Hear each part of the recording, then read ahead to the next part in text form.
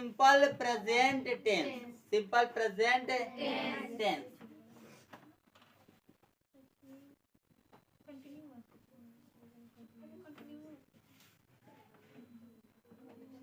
Simple present tense ये first है, ठीक है ना।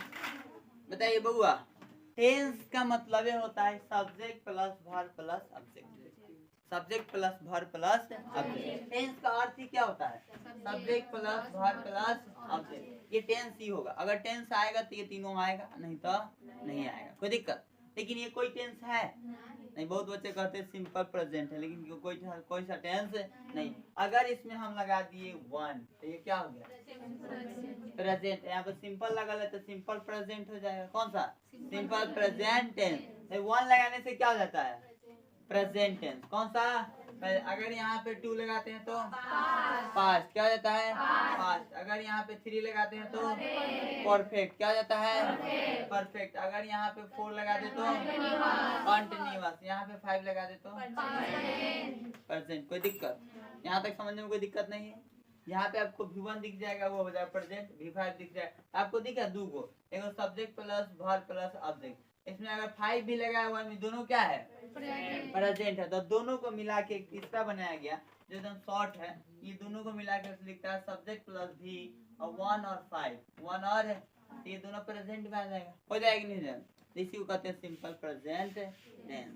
और इसका प्रयोग हम यहाँ तक 1 के लिए क्या है? डू और 5 के लिए क्या है? डज। तो इसका निगेटिव में हम डू डज का प्रयोग करते हैं। किसका प्रयोग करते हैं? Do does. लेकिन एक ट्रिक समझिए, एक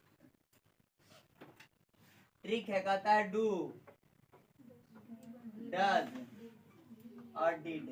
डू डज और डिड ये हमेशा क्या लेता है? V1 क्या लेगा? V1। अगर आप डू डज डिड को V1 छोड़ के कुछ और दीजिएगा तो वो लेने के लिए एक्सेप्ट नहीं करेगा, ठीक है ना। तो हमेशा लेता है V1। तो जब इसका निगेटिव बनता है, ये हो गया असेटिव। क्या हो गया?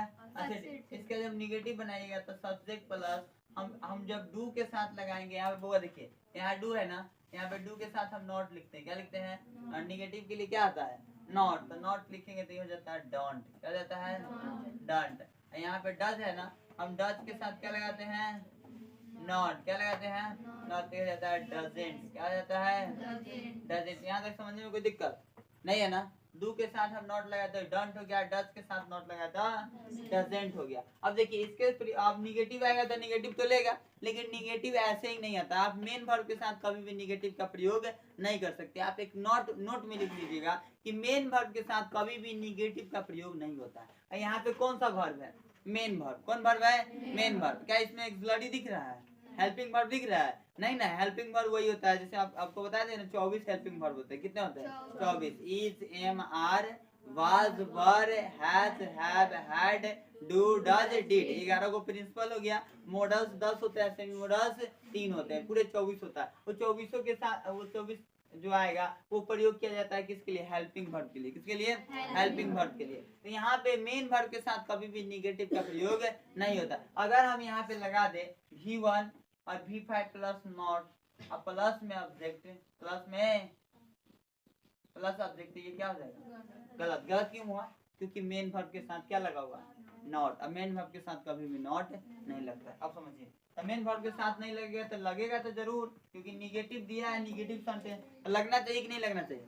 लगना चाहिए ना। तो इसलिए यहाँ पे लगाएंगे हम सब्जेक्ट प्लस यहाँ से लेंगे डोंट। क्या लेंगे?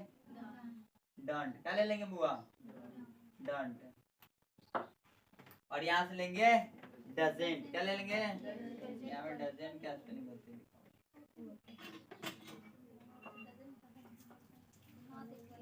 डजेंट। क्या जाएगा?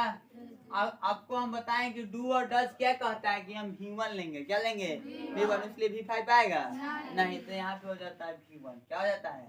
अब प्लस ऑब्जेक्ट, ये बन गया निगेटिव। क्या बन गया? निगेटिव। दो को बन गया असेटिव और निगेटिव। अब बनेगा इंट्रोगेटिव। क्या बनेगा? इंट्रोगेटिव। इंट्रोगेटिव में डू डज को बाहर निकाल देंगे, डू डज को बाहर निकालेंगे, तब तीसरा हम बनाएंगे इंट्रोगेटिव। डू और डज क्या लिखा जाएगा?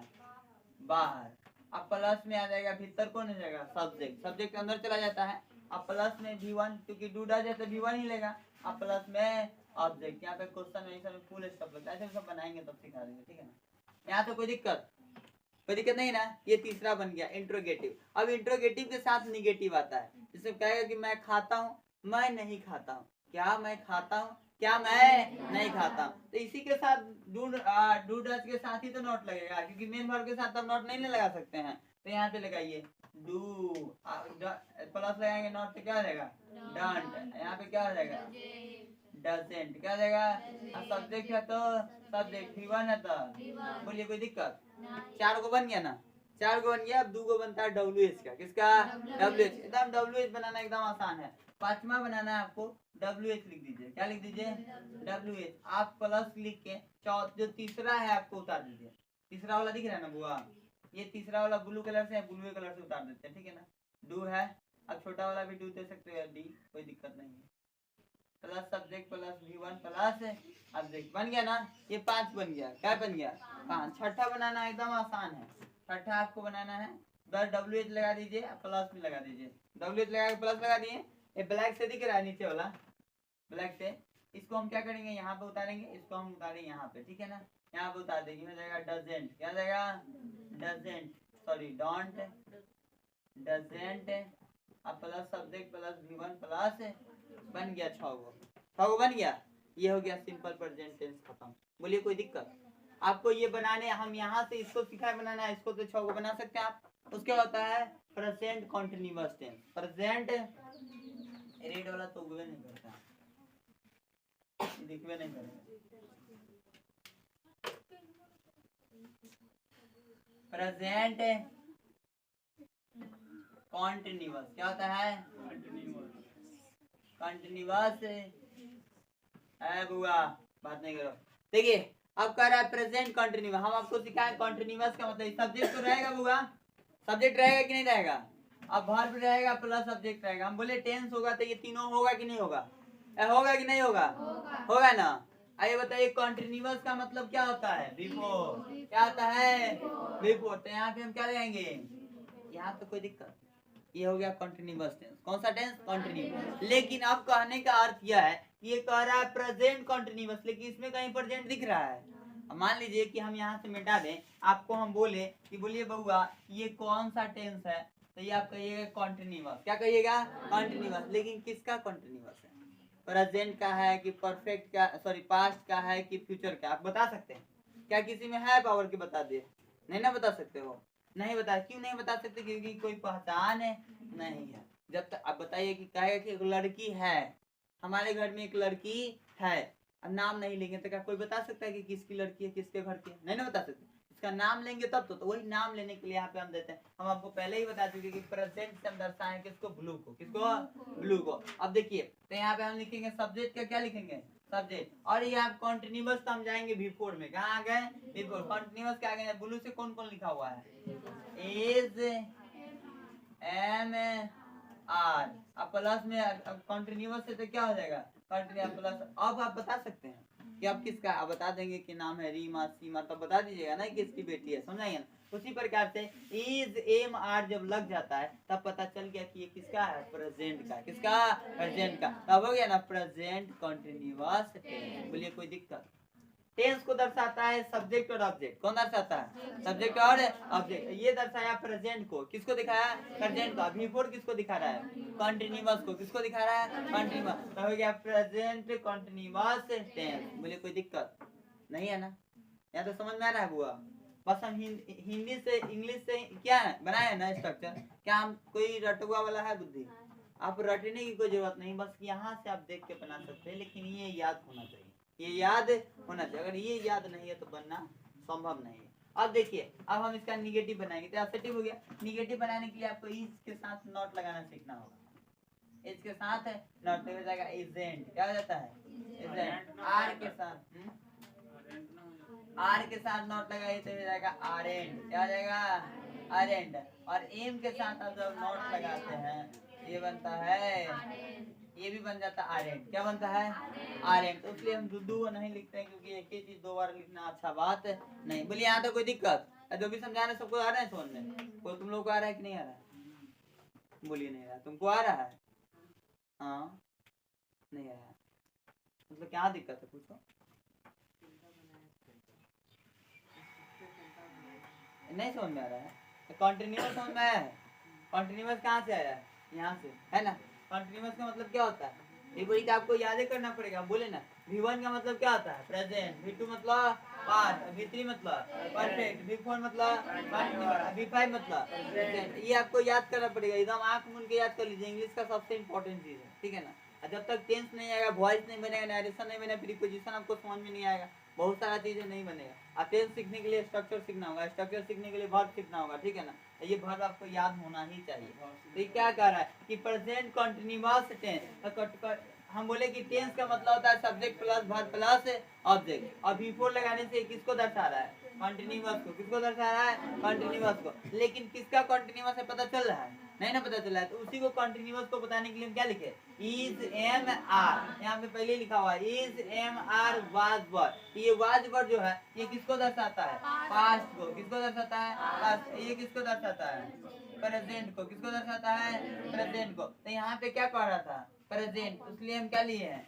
Is am are. ये V4 किसके लिए है? कंटिन्यूअस के लिए। ये आया प्रेजेंट के लिए, आया कंटिन्यूअस के लिए। ये दोनों जो आया है ये किसके लिए आया है? टेंस के लिए। बोले कोई दिक्कत?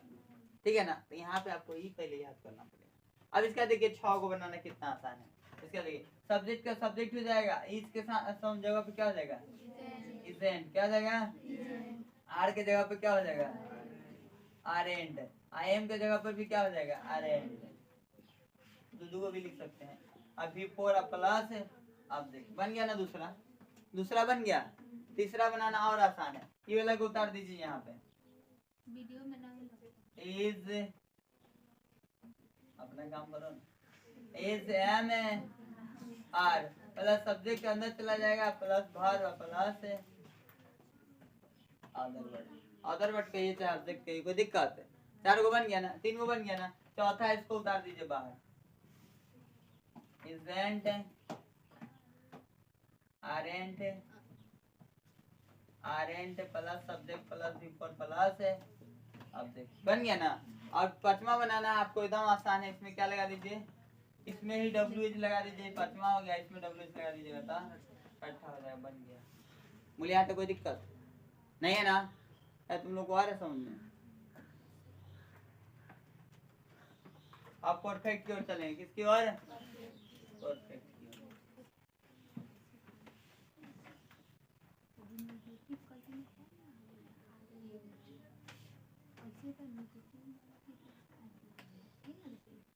अब बच्चा से कब सिखा दे तो पहले उसको रटवाना पड़ता है।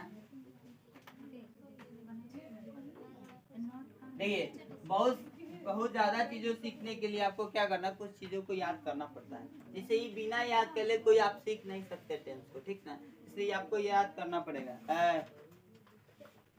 अब आ जाएगा प्रेजेंट, प्रेजेंट परफेक्ट। सबसे बड़ी गलती आप लोगों में क्या है ना कि आप लोग पूछते ही नहीं। अभी हम पूछे हैं तब वो डायरेक्ट नहीं आ रहा है। अपना से पूछा है? नहीं ना पूछे, कहाँ से आएगा? कभी नहीं आएगा। जाओगे बैठ के चलाओगे कहीं से भी सीख नहीं पाओगे। इसलिए कहीं जाओ पढ़ने तो पहले पूछो, कि जहाँ डाउट हो रहा है वहीं पे पूछो। वहीं पे पूछोगे तब समझाने में मजा आएगा। जब पूरे तुमको डाउट हो गया तो हो गया। डॉक्टर के पास जाके इतनी वो घाव उसको दिखाओगे नहीं, टेक्निक कैंसर हो जाएगा तो फिर डॉक्टर भी कुछ नहीं कर सकता, फिर मरने के अलावा कोई उपाय नहीं है। डॉक्टर कहेगा कि 6 महीने बाद आपका डेथ हो जाएगा। आप समझिए क्या करना है।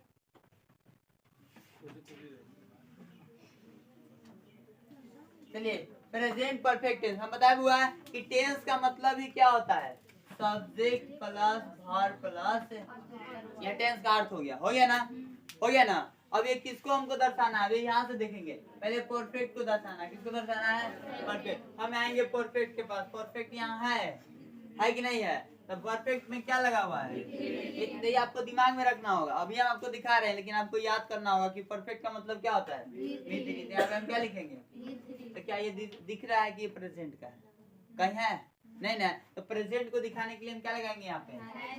हैज है। तो ये फिर से लिखते हैं हम, subject plus has have plus V3 plus object. ये दिखा रहा है टेंस को, ये दिखा रहा है हैज हैव, ये प्रेजेंट को दिखा रहा है, और ये दिखा रहा है परफेक्ट को। बोलिए कोई दिक्कत? इसी को हम कहते हैं प्रेजेंट परफेक्ट टेंस। इसका 6 को बनाना और आसान है। इसमें हैज के साथ आप क्या लगा दीजिए? नॉट। क्या लगाइए? नॉट। ये क्या बनता है? हैजंट क्या बनता है? हैजंट। हैव के साथ नॉट लगाइएगा तो क्या बनेगा? क्या बन जाएगा? हैवेंट। कोई दिक्कत है? समझा गया? ये जो आपको कॉपी दिख रहा है ना, इसमें एक टाइप के 6 बनाया गया है। जैसे अभी आपको हम परफेक्ट समझा रहे ना, प्रेजेंट परफेक्ट टेंस, इसमें एक टाइप के 6 वो है। मतलब ये बनाएंगे हम वैसे 6 बार बनाया गया है। छोटका बचवा सके समझाए ना, उन लोग के हम पास्ट और प्रेजेंट समझा चुके हैं। फ्यूचर इसलिए नहीं समझा कि वो छोटा है अभी, तो उसको समझने में थोड़ा टाइम लगेगा फ्यूचर के बारे में, इसलिए पास्ट और परफेक्ट को उसको रोक के रखे हैं। समझा गया? अब देखिए इसका निगेटिव क्या बनाएंगे? निगेटिव। ये हैज है तो क्या हो जाएगा?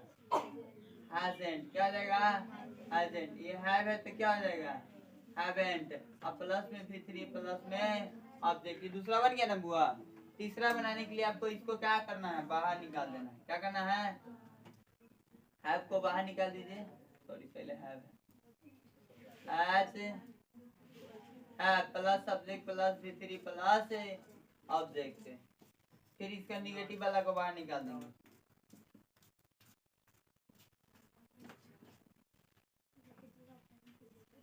हैवेंट प्लस सब्जेक्ट प्लस भी 3 प्लस ऑब्जेक्ट। अब आपको बनाना है पचमा। क्या बनाना है? पचमा। बस इसको उतार दीजिए पहले। हैज प्लस सब्जेक्ट प्लस भी 3 प्लस। अब यहाँ पे क्या लगा दीजिए? WH। क्या लगा दीजिए?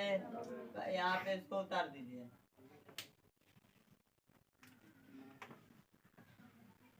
Hasn't haven't plus subject plus भी3 प्लस ऑब्जेक्ट। ऑब्जेक्ट कहिए, अदर वर्ड कहिए, कॉम्प्लीमेंट कहिए, सब वही होता है। यहाँ पे क्या लगा दीजिए?